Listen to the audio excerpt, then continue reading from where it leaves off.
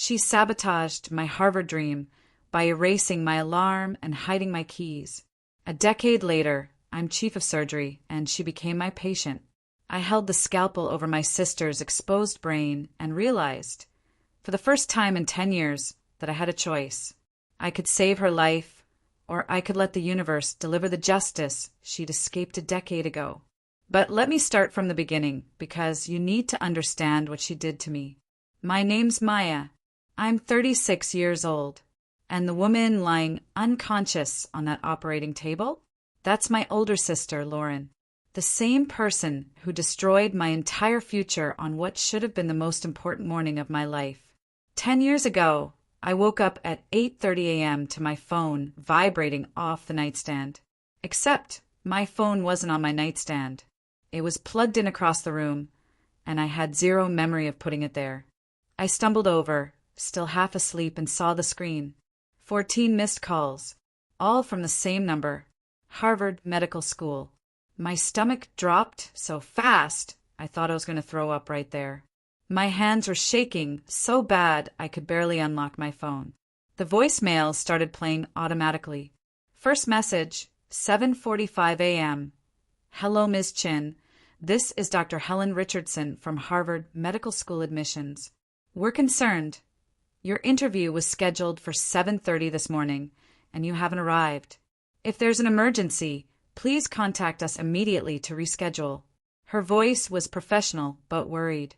Not angry yet. Just concerned. Second message, 8:12 a.m. Ms. Chin, this is Dr. Richardson again.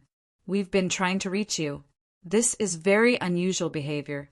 We need to hear from you as soon as possible. The concern was gone. Now there was frustration. Third message, 8:47 a.m. This is Dean Wallace from the admissions office. Ms. Chin, we received a very disturbing phone call at 8 a.m. this morning from someone claiming to be you. This person stated that you've decided to withdraw your application to pursue other opportunities. We need direct confirmation from you within the next hour, or we will be forced to proceed with alternate candidates. I listened to that message 3 times because my brain couldn't process what I was hearing. Someone called Harvard, pretending to be me, and told them I was withdrawing. I'd worked for this for 4 years. For years of pulling all-nighters, volunteering at hospitals, shadowing doctors, studying until my eyes burned. For years of sacrificing everything, relationships, sleep, any semblance of a social life. All for this one interview, and someone had called to cancel it, using my name. I called back immediately. Voicemail. Called again. Voicemail. Third time, I got through to an assistant who sounded exhausted and annoyed. I never called, I said, trying to keep my voice steady. I didn't cancel anything. Something's wrong. Someone. Ms. Chin, the call came from your phone number. We have it logged. That's impossible. Look, I can show you my call history. There's no outgoing call to Harvard at 8 a.m. Check your records. The admissions committee has already moved forward. Your slot has been filled. I'm sorry, but without proof that you didn't make that call, there's nothing we can do. She hung up. I stood there in my bedroom, phone in hand, trying to understand how my entire future had just evaporated in the span of 60 minutes. And that's when it hit me. My phone wasn't on my nightstand. My alarm, all 5 alarms I'd set, were deleted. And my car keys, which I always hung on the hook by my bedroom door, were gone. I went downstairs. Lauren was in the kitchen making coffee. She was 30 years old then, 2 years older than me, and she'd gotten into medical school 3 years earlier on her first try. Top school in Chicago. Top of her class in her 3rd year. Everything our parents had ever dreamed of. She looked up when I walked in and smiled. Oh, you're up. Didn't you have that thing this morning? That thing. My Harvard Medical School interview was that thing. What did you do? My voice came out cold, flat. She took a sip of coffee. What are you talking about? You called them. You called Harvard and canceled my interview. Maya, that's crazy. Why would I do that? But her eyes, God, her eyes gave her away. Just for a second I saw it, satisfaction. This was exactly what she'd wanted. You deleted my alarm. You moved my phone. You took my car keys. You're being paranoid. Maybe you overslept and you're looking for someone to blame. You've always gotten anxious before big events. Remember your panic attack before the MCAT?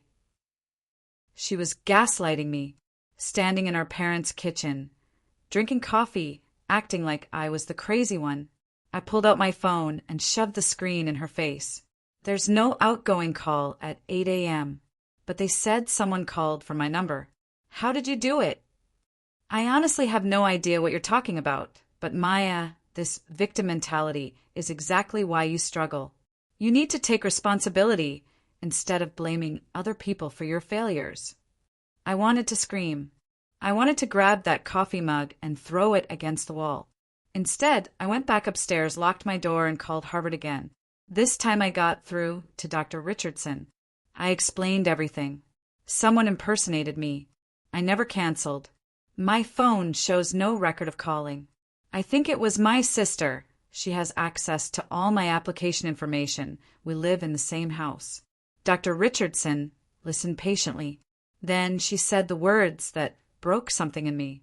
Ms. Chin, the person who called, knew specific details about your application, your undergraduate institution, your MCAT score, your research on myocardial regeneration. This wasn't some random prank. That's because it was my sister. She knows everything about my application. Can you prove it was her? No, but I can prove it wasn't me. My phone has no call log. Someone used a spoofing app or called from a different device. She sighed. Even if that's true, we've already offered your slot to another candidate. Our interview cycle is nearly complete. Without concrete evidence, this becomes a family issue, not an admissions issue. You're welcome to reapply next cycle. The call ended.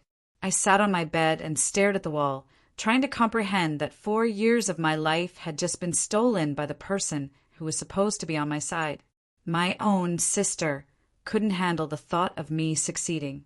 So she destroyed me. Here's what you need to understand about my family. Image meant everything. We weren't the kind of family that dealt with conflict or had real conversations. We performed. We smiled for Christmas cards. We told everyone how perfect we were. And Lauren was the star of the show. When I tried to tell my parents what happened, you know what they said?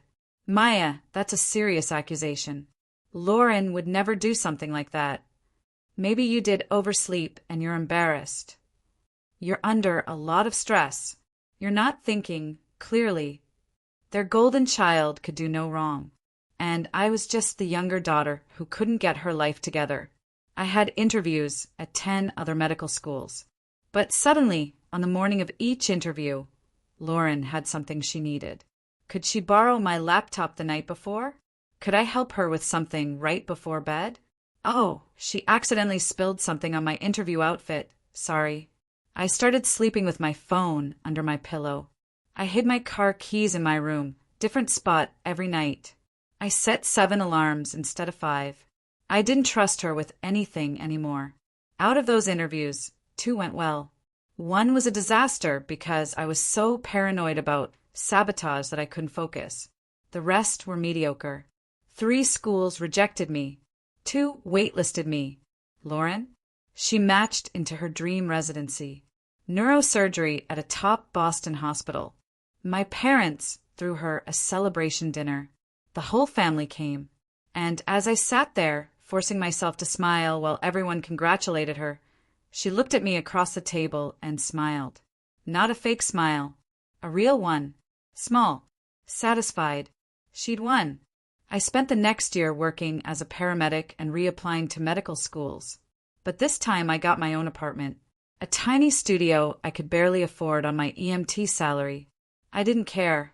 I wasn't going to live under the same roof as her ever again. Second application cycle, 13 schools, 8 interviews. I got accepted to 2 programs. Both were good schools. Solid programs. respected, but neither was Harvard. I chose a state university with a well-regarded medical school. Not the most prestigious name, but they trained excellent physicians. Lauren started her neurosurgery residency in Boston that same year. My parents couldn't stop talking about her achievements. Meanwhile, nobody asked how my first week of med school was going. Medical school nearly broke me. I'm not exaggerating. I genuinely considered quitting almost every single day of my first year. The workload was crushing. Everyone seemed smarter, more prepared, naturally gifted. I failed my first anatomy exam, barely passed pharmacology. I was in the library until 3 a.m. most nights, memorizing drug interactions and anatomical pathways. But I had something the other students didn't. Rage. Burning, focused rage at what my sister had done to me. Every time I wanted to quit, I thought about her standing in that kitchen, deleting my alarm while I slept, calling Harvard and stealing my future, smiling at that celebration dinner. That anger kept me going when exhaustion told me to quit. Third year of medical school, we started clinical rotations. I volunteered for every surgery observation I could get, stayed late, came in early. I wanted to be in the OR as much as possible. An attending cardiothoracic surgeon noticed. Dr. Michael Sterling. After a complicated valve replacement, he pulled me aside. "You've been in my, or more than any medical student this year. Why?" "Because I love it, and I want to be the best." He looked at me for a long moment. Surgery isn't about being the best. It's about being good enough to save lives when it matters. Then I want to be good enough that I never lose a patient because I wasn't skilled enough. He nodded slowly. "You've got the drive. Let's see if you have the precision. Scrub in on my next cases. I'll teach you what I can." Dr. Sterling became my mentor. He was demanding and harsh, but he saw something in me. He let me do more than most medical students. Hold retractors, place sutures, ask questions during critical moments. He pushed me to think faster, move more precisely, understand not just what we were doing, but why. I graduated medical school in the top 10% of my class. Not the best, but respectable. Applied to residencies. Got 6 interviews. Matched at a cardiothoracic surgery program in Philadelphia. Good program. Known for producing excellent surgeons. Lauren finished her neurosurgery residency that year. Got a position at a prestigious Boston hospital, making twice what I'd earn as a resident. My parents flew to Boston for her white coat ceremony. Mine was the same weekend. They chose hers because we already committed, honey. There's no second white coat ceremony. Residency was hell on earth. 90-hour work weeks. 12, 14, sometimes 16-hour surgeries. Attendings who screamed at you for the smallest mistake. Patients who died even though we did everything right. I lost weight I didn't have to lose. Stopped sleeping more than 4 hours a night. Lived in a constant state of adrenaline and exhaustion. But I got better, faster, more precise. By my 3rd year, I was the resident attendings requested for difficult cases. The one who stayed calm when things went wrong in the OR. The one they trusted with complex dissections. Dr. Sterling, who'd moved to Philadelphia as an attending, told me I was the most naturally talented surgical resident he'd trained in 25 years. I didn't believe him. I knew I wasn't naturally talented. Everything I had, I'd built through work, anger, and refusing to accept anything less than perfection. 5th year of residency, I became chief resident. The one who ran the service, managed schedules, supervised other residents. The one who got called for every emergency, every complication, every patient who crashed at 3 a.m. I basically lived at the hospital. My apartment was just a place to store clothes and occasionally shower. Meanwhile, Lauren was thriving in Boston, dating a surgeon, presenting at national conferences, publishing papers. Our parents bragged about her constantly. I hadn't really spoken to Lauren in 5 years. Just forced small talk at unavoidable family holidays.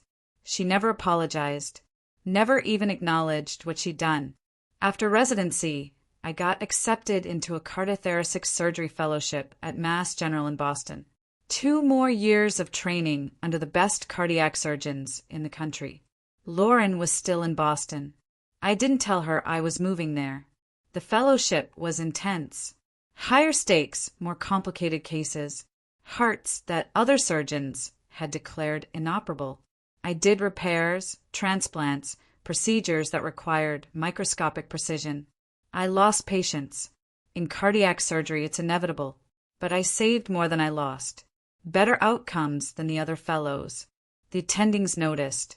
Dr. Patricia Okafor, chief of cardiothoracic surgery, started giving me cases the other fellows weren't ready for. 1 year into my fellowship, my mom called me at the hospital. She was crying. "Maya, it's Lauren." She collapsed at work. They brought her to the ER. It's a brain aneurysm. She needs emergency surgery. I felt nothing. Just cold, clinical detachment. Which hospital? Mass General. They're prepping her for surgery now. Can you come? Mom, I'm at Mass General. I'll find out what's going on. I hung up and went straight to the neurosurgery floor. Found Lauren's chart. Large aneurysm. Irregular shape. High risk of rupture during surgery. High chance of death or permanent neurological damage. Dr. Vincent Hayes, one of the top neurosurgeons, was assigned to her case, but he was stuck in another surgery. A long one. Hours remaining. They needed someone to operate now. The attending neurosurgeon looked around the OR. Who's available? I heard my voice before my brain caught up. I can do it. Everyone turned to look at me. Dr. Sterling was there. He'd been consulting on a cardiac case in the next or over. You're cardiac, not neuro. I've observed enough neuro cases. I know the anatomy. And she's my sister. Silence in the room. Your sister? Yes. And if she dies while we're waiting for Dr. Hayes to finish, that's on us. Dr. Sterling stared at me. Can you be objective? I'm always objective. That wasn't entirely true, but I could separate medical necessity from personal feelings. I'd been doing it for years. He nodded. Scrub in. I'll supervise. I prepped for surgery with hands that didn't shake. Lauren was on the table, unconscious, her head shaved and marked for the craniotomy. She had no idea I was about to cut into her brain. Dr. Sterling walked me through the approach. The risks, the angles, the strategy. We carefully opened her skull and exposed the aneurysm. It was worse than the scans had shown. Bigger, with paper-thin walls that could rupture at any moment. One wrong move and she'd either bleed into her brain or have a massive stroke. I worked with a level of precision I didn't know I possessed. Every movement controlled. Every clip placed perfectly. 6 hours into the procedure, I placed the final clip. It secured the aneurysm. Blood flow safely rerouted. No rupture. No hemorrhage. Lauren would live. I walked out of the OR. My parents were in the waiting room. When they saw me in surgical scrubs, they stood up. How is she? My mom asked, her voice shaking. Stable. The surgery went well. She'll need monitoring, but barring complications, she should make a full recovery. My mom collapsed into my dad's arms, sobbing with relief. Thank God. Who was the surgeon? We need to thank them. I pulled off my surgical cap. I was the surgeon. They both stared at me. You. But you're not a neurosurgeon, my dad said. I'm a surgical fellow. I know enough. And I was available when she needed immediate intervention. My dad's face did something complicated. A mix of shock, confusion, maybe guilt. You operated on your sister? Yes.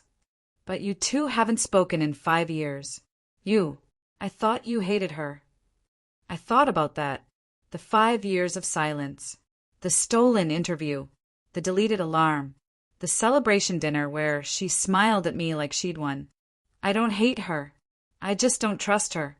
But she needed surgery, and I was capable of performing it. So I did.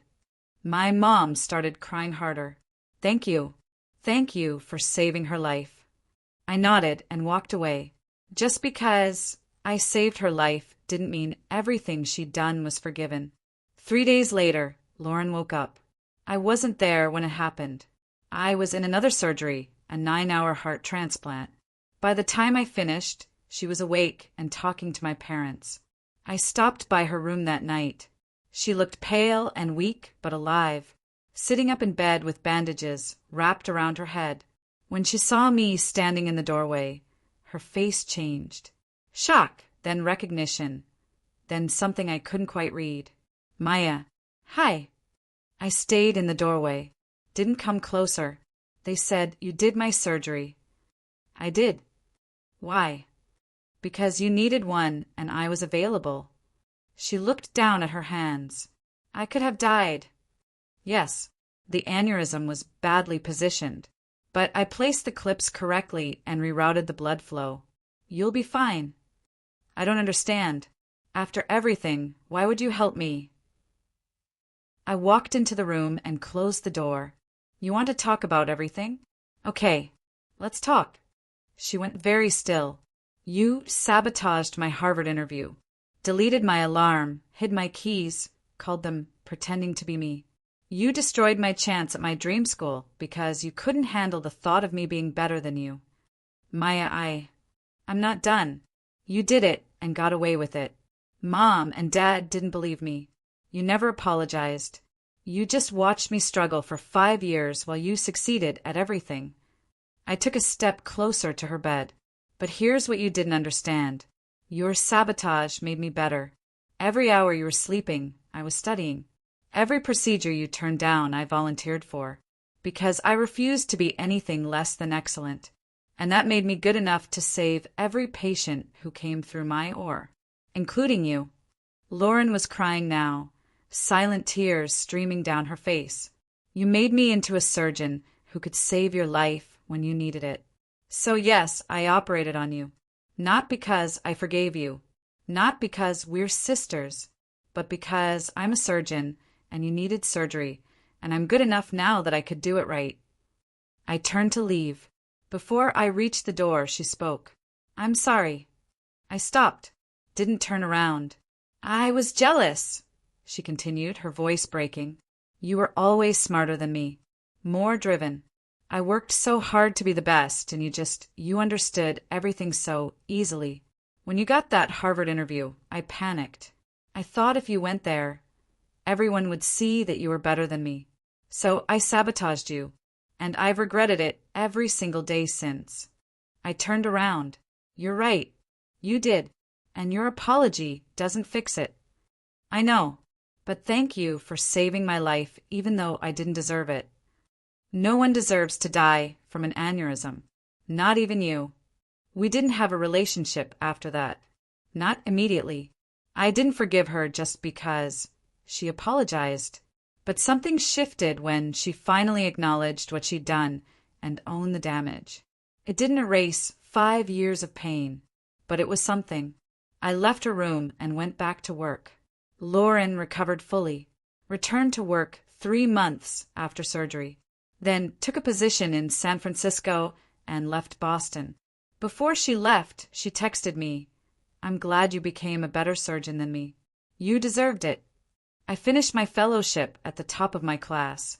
Got offered a position as an attending cardiac surgeon at Mass General, the same hospital where I'd operated on my sister and proven I could put professional duty ahead of personal feelings. My parents came to my white coat ceremony. Both of them. They apologized for not believing me about the Harvard interview, for always taking Lauren's side, for not seeing how hard I'd worked. I accepted their apology, but I remembered that I'd gotten here despite them, not because of them. Dr. Sterling spoke at my ceremony, talked about my precision, my dedication, my willingness to take cases other surgeons avoided. He said I was one of the most talented cardiac surgeons he'd trained in 30 years. He didn't know about Lauren sabotaging me, the deleted alarm, the stolen interview. He just knew I was exceptionally good at saving lives. 3 years as an attending, I published a groundbreaking paper on a new technique for repairing complex heart valve defects. Major journals picked it up. I started getting invited to speak at conferences. Hospitals reached out about leadership positions. I stayed at Mass General, built a program for high-risk cardiac patients, the ones other surgeons said were beyond help. I became known for taking seemingly impossible cases and somehow bringing patients through. I had one of the highest survival rates in the country. Lauren and I talk occasionally now. Not often, but occasionally. Birthday calls. Texts about interesting cases. We're not close. Probably never will be. She broke something between us that can't be fully repaired. But we've found a way to exist in each other's lives without being enemies. My parents tried to make up for years of favoritism. They come to my lectures now, ask about my research, brag to their friends about their daughter, the cardiac surgeon. 10 years after Lauren sabotaged my Harvard interview, I got a call. From Harvard.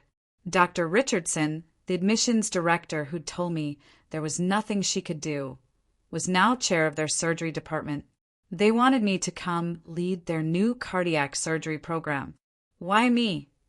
I asked. Because of your exceptional outcomes and the way your research is changing how we approach complex valve repairs. You'd be perfect for this position. You rejected my application 10 years ago. A pause. I remember. You said your interview was sabotaged by your sister. It was. She finally admitted it years later. Another pause. Then I owe you an apology. And a job offer if you're interested. I thought about it. The school that rejected me was now offering me a leadership position. The interview Lauren stole had pushed me to become better than I would have been if I'd been accepted the first time. I'm interested, but I have conditions. 3 weeks of negotiations. Harvard agreed to everything. Autonomy over my program, research funding, freedom to teach residents however I saw fit. I took the job, moved to Boston, started building a cardiac surgery program focused on patients everyone else had given up on. 6 months in, I was asked to speak at a national surgery conference. Topic: Overcoming adversity in surgical training. I almost declined. Public speaking terrifies me. But Dr. Sterling convinced me to accept. The lecture hall was packed. Hundreds of surgeons, residents, medical students. I stood at the podium and told them my story. About my dream interview. About my sister deleting my alarm, hiding my keys, calling to cancel while I slept. About waking up to missed calls and shattered hopes. About being rejected. Reapplying. Choosing cardiothoracic surgery out of anger. Working twice as hard as everyone else to prove I deserved to be there. About my sister's aneurysm. The decision to operate despite everything she'd done. She sabotaged my interview because she was scared I'd be better than her, I said. And you know what? I became better. Not because I'm naturally more talented. Her actions forced me to work harder than I otherwise would have. She tried to destroy my future and accidentally created the surgeon who saved her life. The room erupted in applause. A 2-minute standing ovation. After the talk, dozens of people came up to share their own stories. Siblings who competed instead of supported. Parents who didn't believe in them. Medical students told they weren't good enough. They said hearing that someone overcame such betrayal and still succeeded gave them hope. My phone rang that night. Lauren. I almost didn't answer, but something made me pick up. I watched your lecture, she said. Someone posted it online. I waited. Everything you said was true. I tried to destroy your future, and you became better than me anyway. Her voice cracked. I'm sorry. I've said it before, but until I heard you tell that story to a room full of strangers, I don't think I truly understood what I took from you. I stole your dream from you, made you start over, and somehow you still ended up more successful than me. I didn't succeed despite you, I said. I succeeded because I refused to let what you did define me. I know, and you have every right to be angry, to hate me, I don't hate you. I just don't trust you. And I don't know if I ever will. Silence for a moment. That's fair. I deserve that. We hung up after a few more minutes. It wasn't closure exactly, but it was acknowledgement. My program at Harvard grew. Within 3 years, we were ranked among the top cardiac surgery programs in the nation. I trained residents who went on to become department chairs at other hospitals, published papers that changed surgical protocols across the country. My patients, the ones everyone said were too risky, too complicated, too sick, survived at rates that caught national attention. I got awards, invitations to join editorial boards of prestigious journals, offers to chair departments across the country. I stayed at Harvard because I'd built something meaningful there, and because it was the school that rejected me, and now I was making it better. 15 years after the Sabotaged interview, Harvard Medical School contacted me. They wanted to establish an endowed scholarship in my name for students who'd overcome significant obstacles to pursue medicine, students fighting against unsupportive families, rebuilding after setbacks, persevering despite every reason to quit. We called it the Second Chance Scholarship because sometimes the path you didn't choose leads you somewhere better than you imagined. I said yes and put my own money into the fund. When Lauren heard about the scholarship, she called. That's amazing. You're helping people like you. Like us, I corrected. You overcame obstacles too. Different ones. I was your obstacle. You were one of them, but not anymore. She laughed, half relief, half sadness. When did you get so mature? When I stopped letting what you did matter more than what I accomplished. We talk more now. Not always, but enough that I was invited to her wedding. She was one of the first to buy my textbook on advanced cardiac surgical techniques. We'll never have the relationship we should have had. Too much damage, too many lost years. But we have something, an understanding that we both made mistakes and moved past them. When my textbook came out, my parents hosted a dinner. Both daughters there, both successful surgeons. My dad made a toast about how proud he was. I thought about the years he didn't believe me, the times he blindly accepted Lauren's version of events. But I also thought about him coming to my lectures now, reading my papers, trying to understand my work. To my daughters, he said, raising his glass, both of whom proved that determination matters more than luck. We drank to that, to determination, to becoming people our younger selves wouldn't recognize, to rebuilding lives from the wreckage of betrayal. I caught Lauren's eye across the table. She gave me a small smile, something genuine. 20 years after the deleted alarm, I'm the chief of cardiac surgery at Harvard. I run a program that trains the next generation of surgeons. I operate on hearts other surgeons think can't be fixed. And I teach residents that difficult is just another word for not impossible yet. When students ask how I got here, how I built this career, I tell them the truth. My sister sabotaged my medical school interview, deleted my alarm, hid my keys, stole my chance at my dream school. She tried to destroy my future because she was scared I'd be better than her. And in the process, she made me exceptional. I tell them about operating on Lauren's aneurysm, about saving the life of the person who tried to destroy mine, about choosing to be a surgeon instead of a victim, that sometimes the people who hurt you most teach you the most important lessons, and that betrayal can be fuel if you're angry enough and stubborn enough not to let it break you. Some of them understand. Some have their own Laurens, their own saboteurs. I tell those students that the best response to betrayal is living well, that the best revenge is becoming so successful that the people who tried to stop you have to witness your success. Lauren and I talk a few times a year now. She's a successful neurosurgeon with her own practice in San Francisco, well-respected, skilled, though not as driven as I am. I sometimes wonder what would have happened if I'd let someone else operate on her aneurysm, if I had stepped back and let Dr. Hayes handle it after his surgery finished. if I'd chosen revenge over medicine. But that was never really a choice. Because I'm a surgeon before I'm a betrayed sister. And surgeons save lives. That's more important than settling scores. The lecture hall where I teach is named after me now. The Maya Chin Surgical Education Center at Harvard. Funded by my speaking fees and textbook royalties. Students file in every week to learn from me. I stand at the front of the room and think about 28-year-old me. Devastated. Betrayed. Watching her future disappear because someone she trusted sabotaged her. She had no idea she'd end up here. Teaching at the school that rejected her. Running the program she wasn't good enough to attend.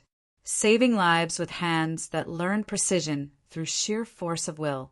Every surgery I perform, every life I save, every student I train. That's proof that betrayal doesn't have to be the end of your story. Sometimes it's just the beginning of becoming who you were always meant to be. My sister tried to destroy me, and instead she made me unstoppable. Last year, Lauren and I met for coffee at a conference. Talked about our lives, our careers, the distance between who we used to be and who we are now. She asked if I'd ever really forgiven her. I told her forgiveness wasn't quite the right word. She changed my life, made me harder, more determined, less trusting. Those are facts to accept, not things to forgive. In a weird way, I said, I'm grateful you pushed me out of my comfort zone. I don't think I would have pushed this hard otherwise. She nodded slowly. I created my own competition. Not competition, just someone who refused to let you win. We finished our coffee and walked to separate sessions. And as I watched her walk away, I felt nothing. No lingering anger. No pain. No rage. Just quiet satisfaction knowing I'd built a life she couldn't touch. That everything I'd accomplished was built on top of the worst thing she ever did to me. I became a surgeon because my sister sabotaged my medical school interview. And I became good enough to save her life. Not because she deserved it, but because I'd become the kind of person who could save anyone, even the people who tried to destroy me. That's the real revenge. Not hurting them back, but becoming so exceptional at your craft that you rise completely above their betrayal. Becoming absolutely outstanding despite every obstacle they put in your way. She tried to make me fail, and I became the best in my field. Every day I work, every life I save, is proof that she didn't win. And that's enough. The notification on my phone came during a routine valve replacement. One of my residents read it to me while I was wrist deep in someone's chest cavity. Dr. Chin, you've been nominated for the Lasker Award. I didn't react. Couldn't. I was in the middle of placing a suture on tissue thinner than paper. But later, in the locker room, I let myself feel it. The Lasker Award, often called America's Nobel, given to medical researchers and clinicians who've made major advances in understanding diagnosis, treatment, or prevention of human disease. My technique for repairing previously inoperable valve defects had now been adopted by cardiac surgery programs worldwide. Patient survival rates had increased by 43%. I sat on the bench in the empty locker room and thought about 28-year-old me, waking up to those missed calls from Harvard. If someone had told her that 15 years later, she'd be nominated for one of medicine's highest honors, she wouldn't have believed them. My phone buzzed. A text from Lauren. Saw the news. I'm so proud of you. You've earned every bit of this. I stared at the message for a long time before responding. Thank you. How's the practice? Good. Busy. Taking on a new partner next month, a young neurosurgeon who reminds me of you, actually. Hungry. Driven. She's going to be better than me someday. I smiled at that. Lauren had changed. Not overnight, not dramatically, but slowly. Steadily.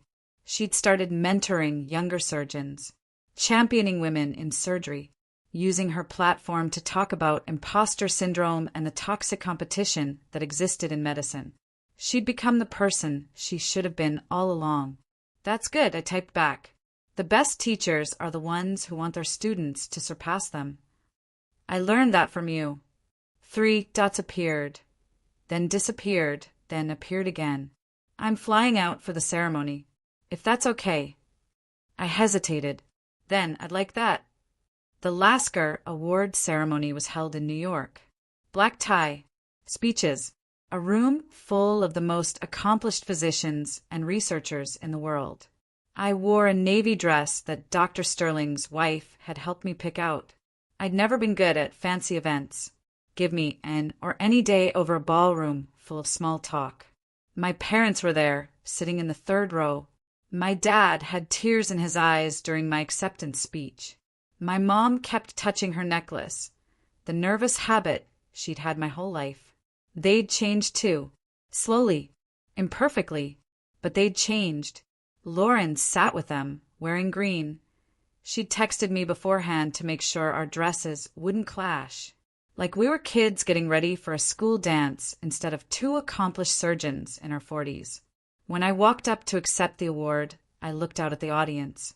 Saw Dr. Sterling in the front row, beaming like a proud father. Saw my residents from Harvard, who'd taken time off to be here.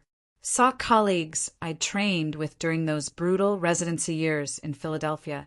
And I saw my family. Imperfect, complicated, but there. My speech was short.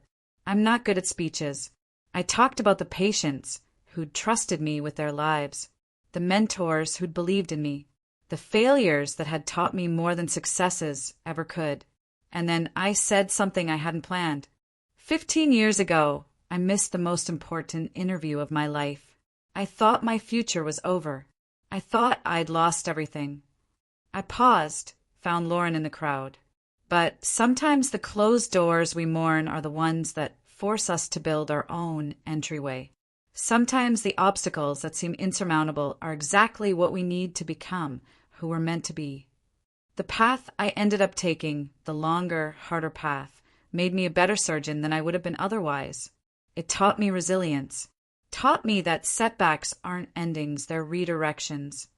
So to anyone out there who's had a door slammed in their face, who's been sabotaged or betrayed or told they're not good enough, your story isn't over. Sometimes it's just beginning. The applause was deafening. Afterward, at the reception, Lauren found me by the bar. That speech was about me, wasn't it? She said quietly. Parts of it. She nodded, looking down at her champagne glass. I don't deserve your forgiveness. I know. But I've stopped caring about what people deserve. I care about what serves me, and holding on to anger doesn't serve me anymore. She looked up, eyes glassy. When did you get so wise? When I realized that you didn't break me. You just made me take a different route. And I like where I ended up. We stood there in comfortable silence for a moment. Your speech was beautiful, by the way, she said. You were always better with words than you gave yourself credit for. That's because I spent all those late nights in the library, had a lot of time to think. She laughed, a real laugh. I guess I did you a favor then. Don't push it. But I was smiling when I said it. Final reflection. Today. I'm 43 now. Chief of Cardiac Surgery at Harvard Medical School. Professor of Surgery. Author of 2 textbooks and 67 peer-reviewed papers. My program has trained over 100 surgeons who've gone on to lead departments across the world. The Second Chance Scholarship has helped 36 students who otherwise wouldn't have had a path to medicine. Lauren and I talk weekly now. Video calls on Sunday mornings when we're both too caffeinated and exhausted from our weeks. She tells me about her patients, her practice, her life in San Francisco. I tell her about mine. We're not like we were as kids. We'll never get that back. But we're something else now. 2 women who survived each other and came out the other side. My parents are aging. Dad's retired. Mom volunteers at the hospital gift shop. She likes being around medicine, even though she never pursued it herself. They try in their imperfect way. They listen now when I talk about my work. They apologize without being prompted. It's not perfect, but it's real. Dr. Sterling retired last year. We had dinner the night before his last surgery, just the two of us at a quiet restaurant near the hospital. "You exceeded every expectation I had for you," he said, "and my expectations were already impossibly high. You saw something in me when no one else did. No, I saw something you couldn't see in yourself yet. There's a difference." He raised his glass. "To closed doors and new paths." I clinked my glass against his. "To closed doors and new paths." Yesterday, a medical student came to my office during my open hours. She was 25, anxious, gripping a coffee cup like a lifeline. "Dr. Chin, do you have a minute?" "Of course. Sit." She sat, looking like she might bolt at any second. I didn't match last year for residency, and I'm reapplying this cycle, but I feel like such a failure, like I wasted everyone's time. I leaned back in my chair, studied her. "Why do you want to be a surgeon?" "Because I can't imagine doing anything else." "That's not an answer. That's a cliché. Why surgery?" She was quiet for a moment. Then, because when I was 16, my little brother had a bike accident. Traumatic brain injury. The surgeon who saved his life, she was so calm, so precise, like she was made for that moment. And I thought that's who I want to be. Someone who can hold someone's entire life in their hands and not shake. I nodded slowly. That's a better answer. But I didn't match, which means I'm not good enough. Or it means you weren't ready yet. Or it means the programs you applied to weren't the right fit. Or it means the universe had different plans. She looked at me skeptically. I pulled my chair closer. "You want to know a secret? I didn't get into my dream school. I was sabotaged, actually, by someone I trusted. And for years, I thought that closed door had ruined my life." Her eyes widened. "But you're Dr. Chin. You're chief of surgery at Harvard. Because of that closed door, not despite it. That rejection forced me to work harder than I would have otherwise, made me hungrier, made me prove something to myself." I leaned forward. "The students who match on their first try, they're good. Some of them become great.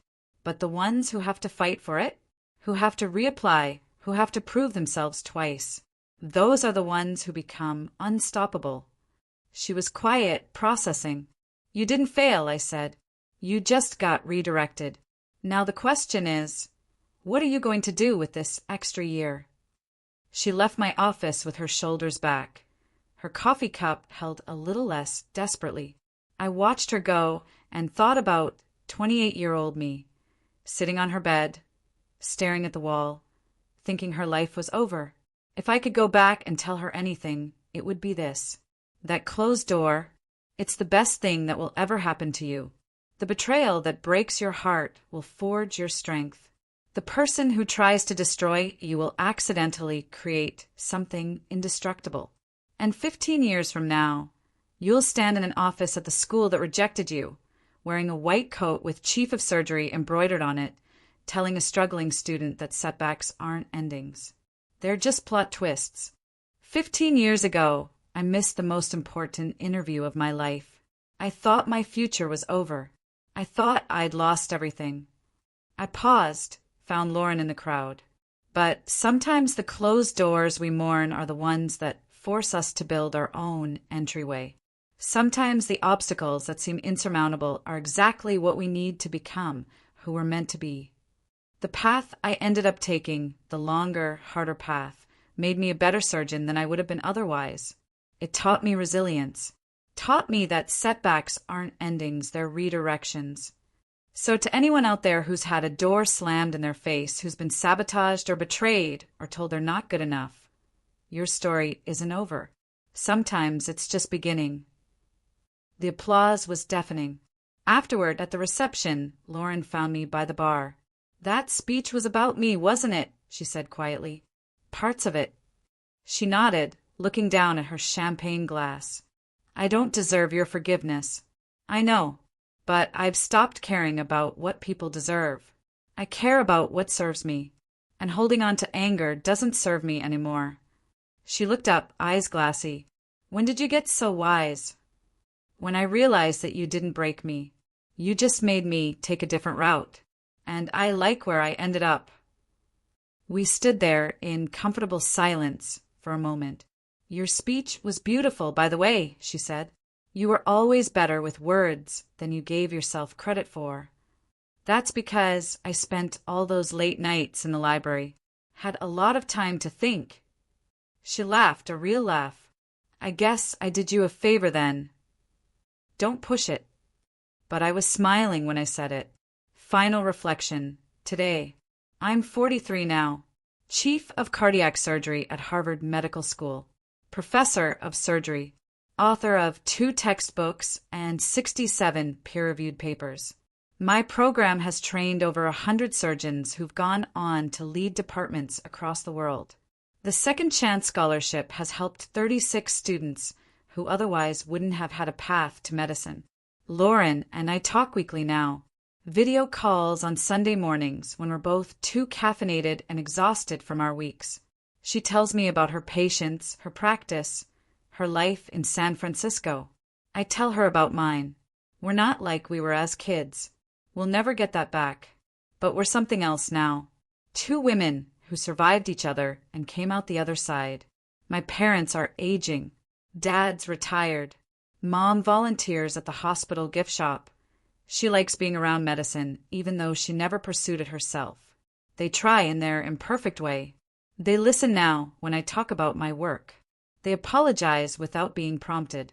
It's not perfect, but it's real. Dr. Sterling retired last year. We had dinner the night before his last surgery. Just the 2 of us at a quiet restaurant near the hospital. You exceeded every expectation I had for you, he said. And my expectations were already impossibly high. You saw something in me when no one else did. No, I saw something you couldn't see in yourself yet. There's a difference. He raised his glass. To close doors and new paths. I clinked my glass against his. To close doors and new paths. Yesterday, a medical student came to my office during my open hours. She was 25, anxious, gripping a coffee cup like a lifeline. Dr. Chin, do you have a minute? Of course. Sit. She sat, looking like she might bolt at any second. I didn't match last year. For residency, and I'm reapplying this cycle, but I feel like such a failure, like I wasted everyone's time. I leaned back in my chair, studied her. Why do you want to be a surgeon? Because I can't imagine doing anything else. That's not an answer. That's a cliché. Why surgery? She was quiet for a moment. Then, because when I was 16, my little brother had a bike accident. Traumatic brain injury. The surgeon who saved his life, she was so calm, so precise, like she was made for that moment. And I thought that's who I want to be. Someone who can hold someone's entire life in their hands and not shake. I nodded slowly. That's a better answer. But I didn't match, which means I'm not good enough. Or it means you weren't ready yet. Or it means the programs you applied to weren't the right fit. Or it means the universe had different plans. She looked at me skeptically. I pulled my chair closer. You want to know a secret? I didn't get into my dream school. I was sabotaged, actually, by someone I trusted. And for years, I thought that closed door had ruined my life. Her eyes widened. But you're Dr. Chin. You're chief of surgery at Harvard. Because of that closed door, not despite it. That rejection forced me to work harder than I would have otherwise, made me hungrier, made me prove something to myself. I leaned forward. The students who match on their first try, they're good. Some of them become great. But the ones who have to fight for it, who have to reapply, who have to prove themselves twice, those are the ones who become unstoppable. She was quiet, processing. You didn't fail, I said. You just got redirected. Now the question is, what are you going to do with this extra year? She left my office with her shoulders back. Her coffee cup held a little less desperately. I watched her go, and thought about 28-year-old me, sitting on her bed, staring at the wall, thinking her life was over. If I could go back and tell her anything, it would be this. That closed door, it's the best thing that will ever happen to you. The betrayal that breaks your heart will forge your strength. The person who tries to destroy you will accidentally create something indestructible. And 15 years from now, you'll stand in an office at the school that rejected you, wearing a white coat with Chief of Surgery embroidered on it, telling a struggling student that setbacks aren't endings. They're just plot twists. Tonight, I'll scrub in for an emergency surgery. A 52-year-old man with an aortic dissection. Other hospitals said he was inoperable. His family called us because they'd heard about the surgeon at Harvard who takes impossible cases. The surgeon who somehow brings people through when everyone else has given up. I'll walk into that, or with steady hands and a clear mind. I'll place sutures in tissue that's barely holding together. I'll reroute blood flow around damage that shouldn't be survivable. And when I walk out 6, 8, maybe 10 hours later, I'll tell his family that he's going to make it. Because that's what I do. I save lives that other people have given up on. I take impossible cases and make them possible. I turn setbacks into comebacks. My sister tried to destroy my future by erasing my alarm and hiding my keys. Instead, she created a surgeon who refuses to accept that anything is truly impossible, who knows that the hardest paths often lead to the most meaningful destinations, who understands that sometimes you have to lose everything to discover what you're truly capable of. She thought she was ending my story. She was just forcing me to write a better one. And that's the truth I carry with me into every surgery, every lecture, every moment of doubt. The obstacles that seem insurmountable are often exactly what we need to become extraordinary. The betrayals that break us can rebuild us stronger. And the doors that close in our faces sometimes force us to build our own damn entryway. My name is Dr. Maya Chin.